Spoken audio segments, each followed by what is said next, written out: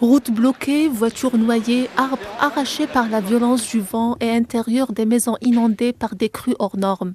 Dans la nuit de mercredi à jeudi, la dépression Kirk a déversé ses trombes d'eau sur la France. Des dizaines de routes ont été fermées dans plusieurs départements placés en vigilance rouge pour certains et orange pour des dizaines d'autres. Nous n'avons aucun blessé à déplorer, c'est la première chose. Beaucoup d'interventions, un certain nombre de personnes relogées et nous allons d'abord travailler sur cette situation d'urgence. L'épisode n'est pas terminé, on constate un léger reflux, mais il est probable que l'eau recommence un petit peu à monter et nous allons suivre ça heure par heure avec l'ensemble des services mobilisés.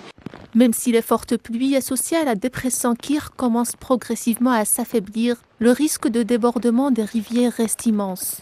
La rivière du Grand Morin est sortie de son lit à Pommeuse, au Seine-et-Marne, ce jeudi matin et va continuer de monter. La deuxième vague n'étant pas à écarter, les citoyens sont confrontés pour la 4e fois cette année aux fortes inondations. Ils n'espèrent que profiter d'un quotidien paisible. Là, on est un peu désabusé parce que ça fait 4 fois. 4 fois cette année, donc on commence à saturer. Mais bon, après, qu'est-ce que vous voulez faire? C'est la nature, c'est comme ça. Hein. On sait qu'on est en zone inondable, mais bon, 4 fois dans la même année, ça fait beaucoup quand même. Dans la région de Seine-et-Marne, à l'est de Paris, des avertissements météorologiques ont été émis par les autorités concernées. La pluie qui tombe sur un sol déjà très humide pourrait entraîner une dépression exceptionnelle des inondations. Dans des régions qui ont déjà connu le mois dernier un mois de septembre enregistrant un taux de pluviométrie le plus élevé depuis 25 ans.